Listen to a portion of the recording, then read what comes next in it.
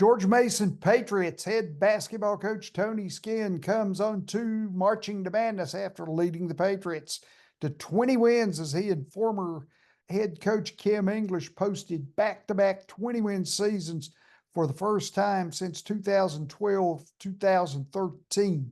Coach Skinn and his team will have their sights set on the Patriots' first NCAA Tournament appearance since 2011. Coach, it's always a pleasure.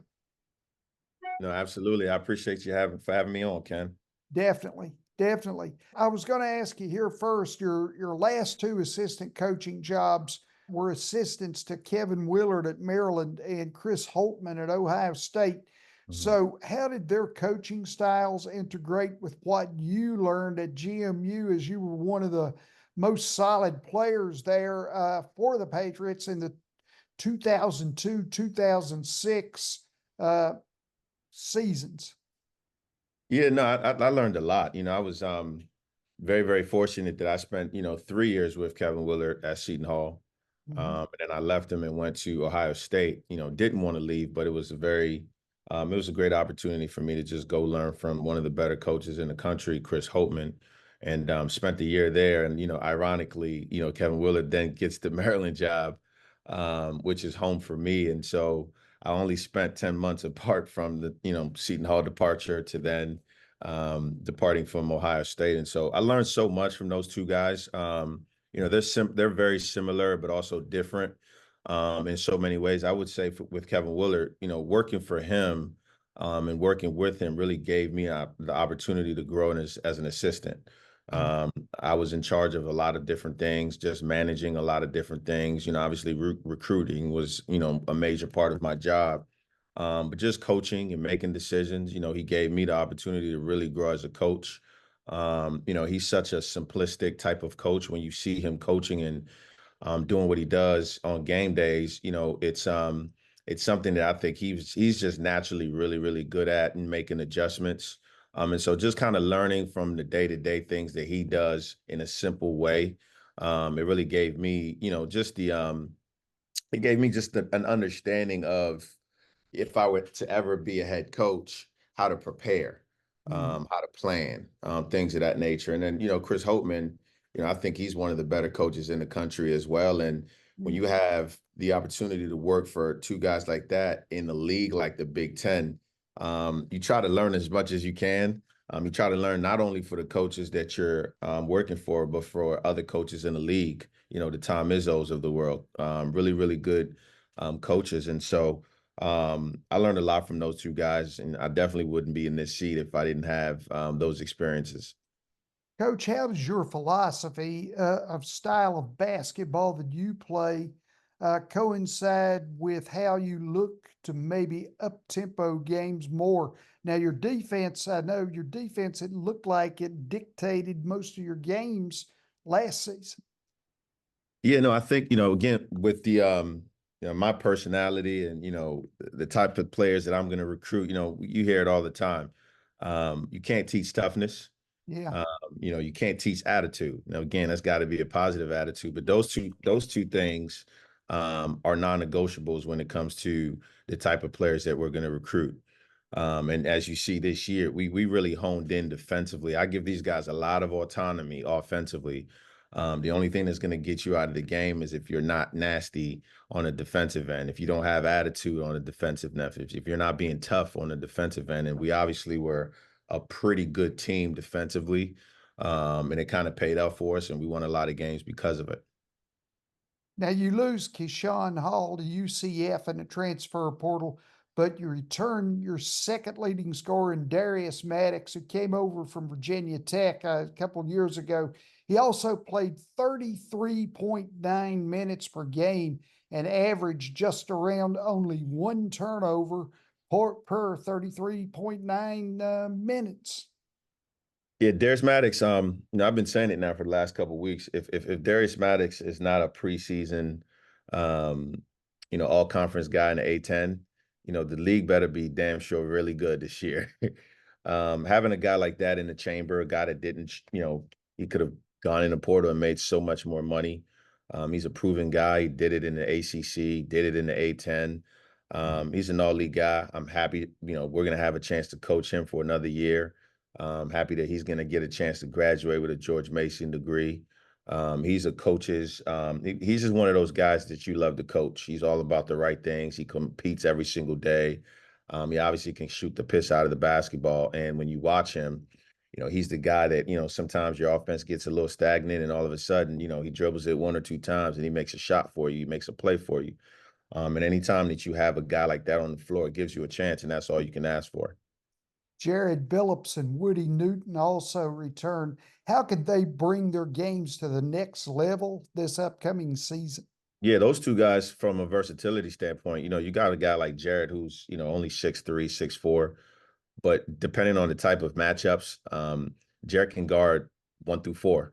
I mean, he takes pride in defense. He's the guy that at the end of the game, he really should be the MVP of the game, even though it doesn't show necessarily on the stats. We played Richmond here, our last home game, I believe, and Jared Billups, he took it personal against Jordan King. Jared Billups only had 1 point in that game, but Jordan King, a guy who averages 18 points a game, he only had 2 points in that game, and that was really the X factor in us getting that win, such a huge win for us that propelled us to 20 wins.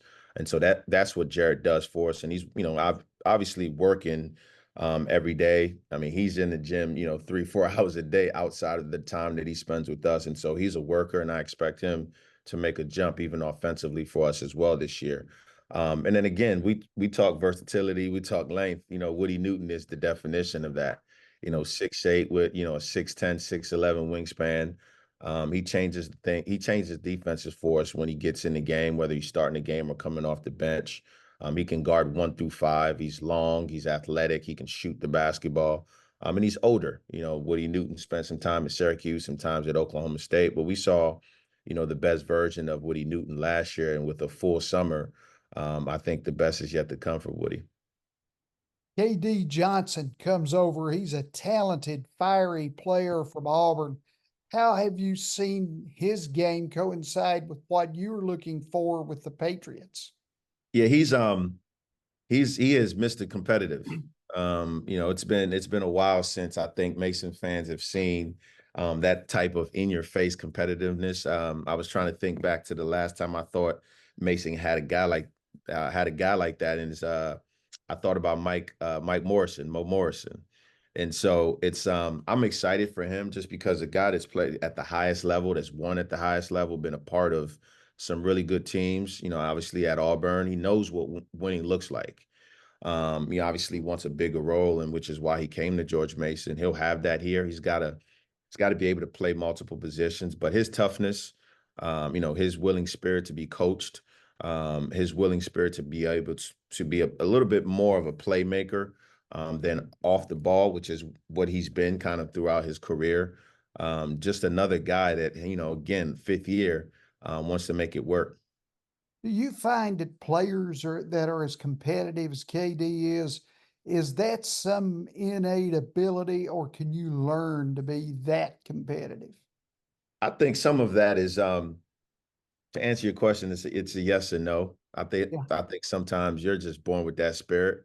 Mhm. You're born with that organic kind of chip on your shoulder.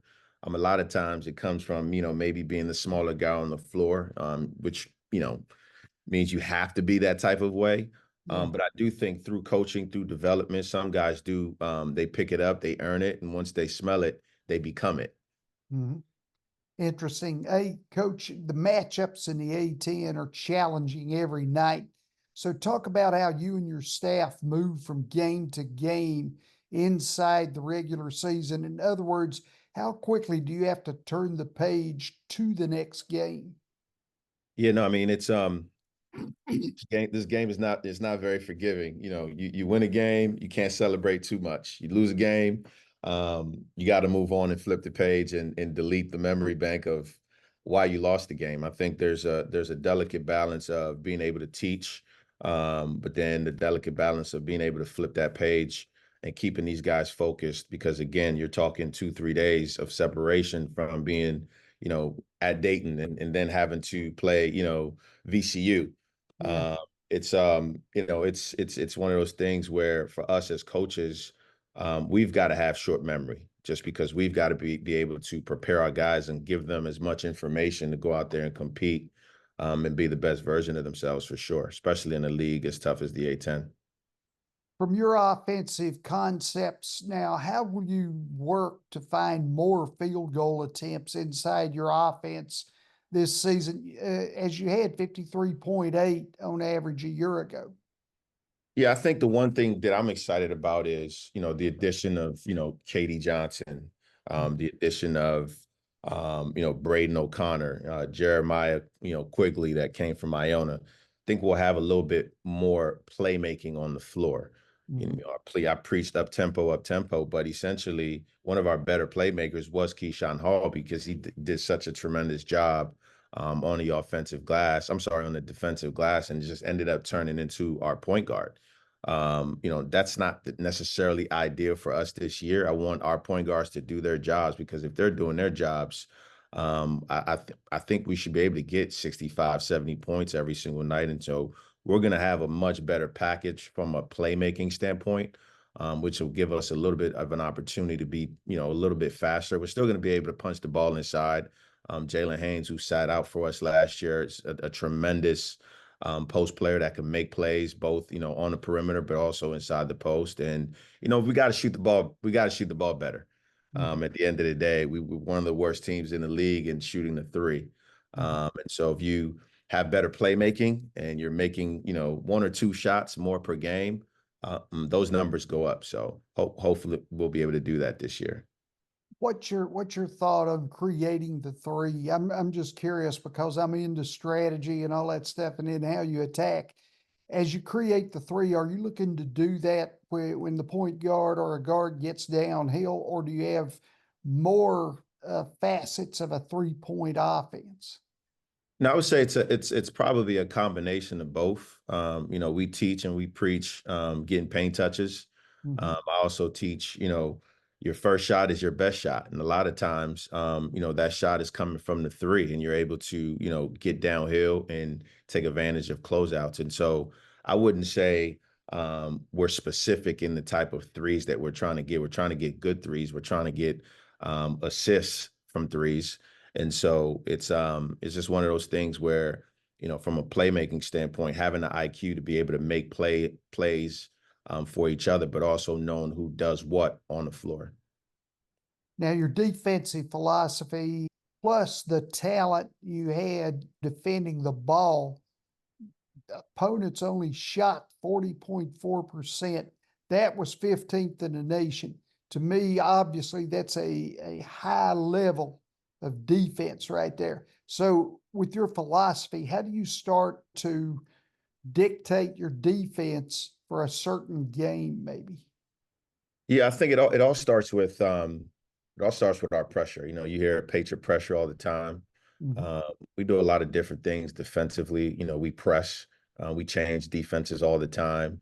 1-3-1 defense, just a lot of different looks. But at the end of the day, it does start with our ball pressure. I think we've got the personnel to be able to do it even at a higher level this year. Like I said, Katie Johnson in your face, Braden O'Connor in your face, Jeremiah Quigley, and even our freshman Justin Begg are really, really elite ball defenders, on the ball defenders. And anytime you can start your defense and your pressure at the top like that, it makes it easier for everybody else. And obviously our non-negotiable is to keep guys out of the paint, keep guys out of the middle. I think we'll be a lot better at the rim this year. I don't think we had as good as Amari Kelly was for us last year, as tough as he was from a verticality standpoint. He wasn't, a major rim protector. The guy, kid Gio Emaruji from Siena, he's 6'10", 6'11", and he's a force down low. And so combining our pressure up top with our guards, keeping guys out of the paint, our goal is to be just as tough defensively as we were last year. And obviously, from a metric standpoint, like you said, being top 20 in the country is a big reason why we were, 13-2 to start and ended up with 20 wins. And so that philosophy doesn't change. How do you teach defense like right now, in the summer months with an eye on preseason practice? Because generally you're going to have a turnover now of several Yeah. players. Yeah, I think the summer for me, the summer for me is mostly I try to make sure that these guys are enjoying just being in the gym. We practice for so long once we get rolling in the fall.